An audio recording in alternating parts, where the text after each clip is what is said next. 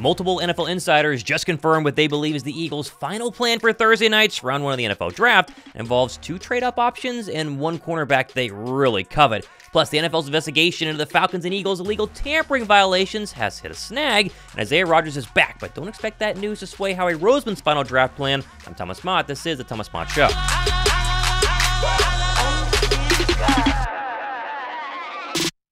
Okay, with the NFL draft less than 36 hours away, the news has exploded, and yesterday we got multiple insiders potentially revealing the Eagles' final first-round plans. But before we get into that, in honor of it being the NFL draft, the best time of the year, I'm going to go ahead and give away one of the NFL official New Era Eagles draft hats in the style that you choose to one of my subscribers. All you got to do is hit the like button down below and then comment Howie season somewhere in the comment section of this video, and I'll select the winner during night 1 of our NFL draft live stream, which is tomorrow night. Now, 2 quick updates from yesterday's show. One on the illegal tampering investigations that, again, on Monday was rumored to be concluding this week and costing the Falcons and Eagles draft picks this week. Well, now there's a new report from Ian Rappaport saying that it's not going to be finished this week and instead is ongoing, which is pretty good news. So if draft picks are going to be taken away from the Falcons and possibly the Eagles, again, not guaranteed, it won't happen until at least the 2025 NFL draft, so there's some good news there. What's even better news, though, was Isaiah Rodgers officially being reinstated to the Eagles and eligible to immediately return to all team activities.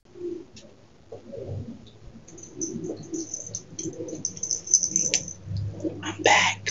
And while I don't think he's the best cornerback on this roster and guaranteed to start, I mean, a lot of people are saying that, but still, he was the 5th best overall corner and 6th best coverage corner in 2022 per PFF. So at worst, he's a good depth piece, and at best, he takes James Bradbury's starting spot. Now, with that being said, the Eagles likely knew that Rodgers was going to be reinstated at some point this offseason, or else they wouldn't have signed him about 6 months, 8 months ago. That still does not deter them from what appears to be their very clear set first-round plans. And those first-round plans, they include getting a cornerback, if you believe a lot of reporters, including the NFL Network's Daniel Jeremiah, who told John Clark on his podcast that this was the plan. It's interesting. The thing that's helped me the most in trying to navigate around, or at least have an educated guess of what these teams are going to do, the best place to call is the school to find out, like talk to the position coaches at the school, and then find out, okay, what teams have been doing the most homework on your guys.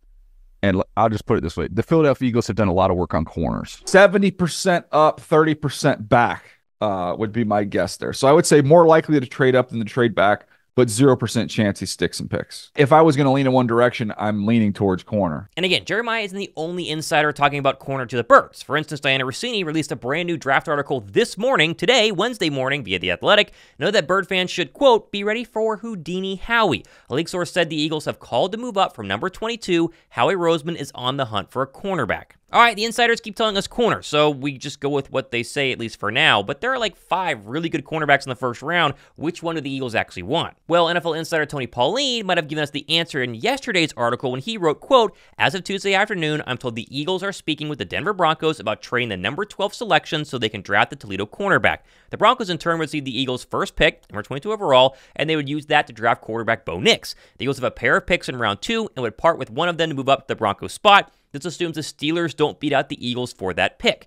And this makes sense for both sides. I mean, we reported yesterday that the Broncos have quietly done a lot of work on Oregon's quarterback, Bo Nix. And so Denver could move back from 12, get a second-round draft pick, which they do not have right now, and still get the quarterback that they apparently desire. And then Philadelphia gets Quinyon Michell, who is the premier cornerback in this draft. Like, make no mistake, he is the best. And I know that playing at Toledo has caused a lot of issues for some. He hadn't played against the top talent, which is true. And by the way, I personally have no problem with Terrion Arnold out of Alabama. He's still great. But take the schools away from the players' names, and I'd say 9 out of 10 scouts would all pick Michell first. And while I said a couple of days ago, the Birds did not officially bring in Michell for a top 30 visit to Philadelphia, which I did find a little bit odd, they did speak to him at both the NFL Combine and the NFL Senior Bowl. Now, you said you met with the Eagles. Have they said anything particular about your game? No, just talking ball, you know what I'm saying, just talking about my background and stuff like that. So just having, you know what I'm saying, conversation. Now, any players who model your game after? Darius Slade. Now, let's say that Denver stays at 12, or, like I said earlier, the rumored Steelers offer more and they get the 12th overall draft pick. Sounds like the Eagles' backup plan would be going to possibly 16 with Seattle to get the next best corner in the draft, again, likely Terrion Arnold, which is something Adam Schefter echoed today on 97.5 The Fanatic. 16 doesn't have a second-round pick.